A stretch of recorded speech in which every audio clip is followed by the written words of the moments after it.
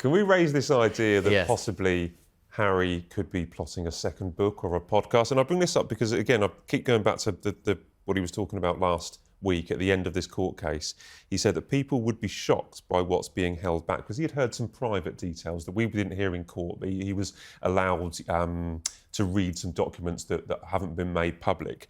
And he says his worst fears have been confirmed by the whole legal disclosure in the case, and it's really sad. He's free to talk about this stuff, possibly. He's free to bring out another book or speak about it on a podcast like Meghan's doing. Yeah, well, the reason that some of those details were not read out in court was because it was a national part of national, security issues. That's why. But perhaps it was a bit of a veiled threat from Harry. I think there will be people asking the question that if he loses this case, is he going to throw his toys out the pram and publish or speak to a publication about some of that private stuff that we heard in court? And as you say, Matt, he says it would shock people.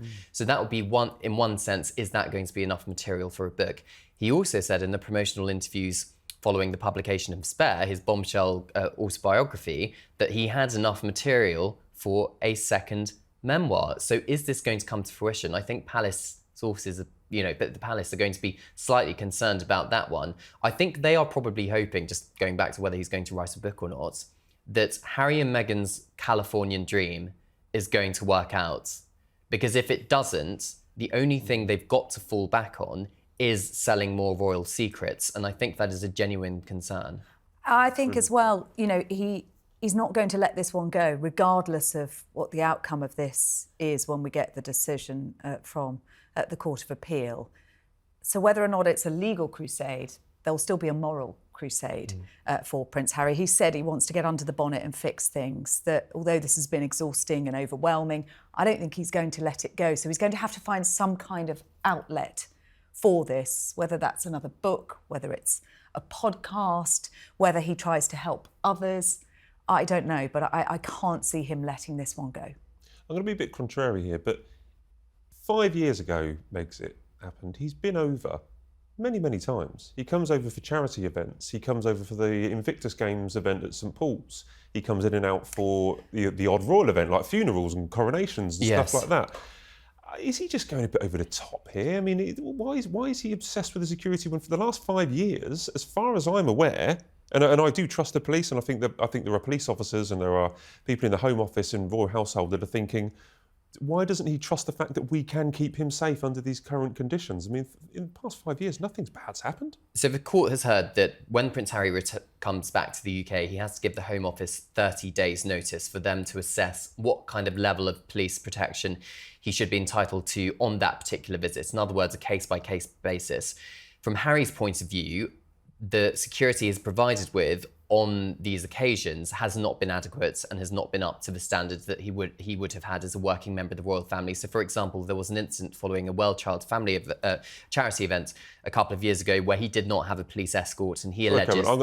I hate interrupting people, but that is the only incident that he's come up with, and that was something that the journalists turned up at, where it was photographers, and he appears to want armed police officers to deter journalists and photographers. That's the only case that we've heard. Well, it goes back to his paranoia, doesn't it? Right. About what I think it all goes back to what happens with his mother in the tunnel in Paris in 1997. And clearly that would have been incredibly traumatic for him. But I just think it's not within his character to let these kind of things go. And I think, as you were saying, Sarah, I think that perhaps could be the issue. And the point was being made by his team when he visited Ukraine, that actually he had far the greater security, because he was accused of hypocrisy. Well, how can you go to Ukraine and suggest that you're not safe to bring your family back to Britain or visit Britain? And his team saying, well, actually, he had far greater security in Ukraine, and likewise when Harry and Meghan go to Colombia or Nigeria, for example, than he does when he comes to Britain. It comes down to the intelligence sharing, doesn't it? That he can pay for his own security team, but he can't receive the kind of threat level intelligence that he would have had when he was a working royal. And I think, he does have this bespoke system, 30 days notice, and then he gets it. But he and Meghan can't freely come without asking permission, bring the children back. He says he wants them to know their heritage in the UK. Right, just time for the quickfire questions, please. So take a deep breath. Princess of Wales' scout videos. So which royal would you most like to go on a hike with? No longer alive, but I think the Duke of Edinburgh. Prince Philip would have been that's a good one. fascinating Yes. to go on a hike with in the hills around Balmoral, because, you know, he wouldn't hold back, would he? There'd be plenty of chat from him, not always the most discreet. I always found him fascinating, and he can put on a mean barbecue as well. I imagine he'd walk really fast. Really I don't know. I just fast. imagine he'd walk really fast with And purpose. be a bit impatient if you couldn't keep up. Yes, I'm a fast walker, so I think I keep up with Prince Philip. I also would like to hike in the Balmoral countryside. It's beautiful up there, but I would like to do it with the king, because if you remember, there was that video which a cyclist had captured on the GoPro, just happening to stumble upon the king on a hike in the hills around Balmoral, and the chat he had there, very down to earth, talking about the bit of landscaping he was doing on his land. I think that would also be a fascinating conversation. The king was on his own as well, wasn't he? Yeah. I think others had been driven. He decided to, you know, walk it. So there is a chance if you go to Balmoral this summer, you might bump into him and you could join him on a hike. Yeah. Quite possibly. Yeah. I'll try see if I can get that through. So on Meghan's podcast, which other royal should have a regular podcast, and what would you want it to cover? Oh, I would love for William to do a football podcast.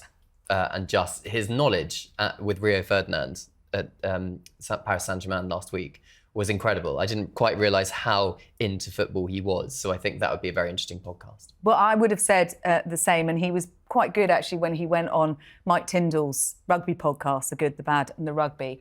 So if I can't have William, maybe Princess Anne, because on that podcast, they revealed that they had to edit quite a lot of it out, some of the content, which didn't quite make it to the broadcastable version. And some of Princess Anne's put-downs of her son-in-law and his co-host were absolutely genius. So I think she'd be fantastic value on a podcast. Two great answers, thank you. Right. So this is about the King and Queen's new music for the wedding anniversary. Which royal would you want in control of the music on a long car journey? Prince Harry, maybe. Bit of hip, Harry. quite, you know. Yeah. Might be a few It surprises would mean in you'd there. have to sit in the car with Prince Harry on a long that's car next. journey, though. So. Yeah, but, you know, bit of hip-hop, bit of Elton. Yes. Yeah, he'd like Elton. Who else would he have in there? Spice Girls. Spice Girls, definitely. In his younger days. Yes. Yeah, I mean, I think Prince Harry would be quite entertaining. I'm going to putting go a playlist together. Yeah, I'm going to go rogue here, and Princess Margaret's grandson, San Chateau. And the reason being is because A, he's similar age, so presumably he's got similar taste in music. Yeah. But also, he's just launched an arts exhibition in Japan, because he's an artist. He does a lot of sculpturing, if that's a word. And therefore, perhaps he'd have good artistic taste. So I think he'd have quite an interesting music playlist going on. Two great answers to finish on. Thank you so much. We've been through a lot, so I really appreciate everything. Thanks for having us. Right, that's all we have time for on this week's Royal Exclusive. Thanks so much for watching. Please leave your comments as we do read them, and don't forget to subscribe so that you never miss an episode. See you next week.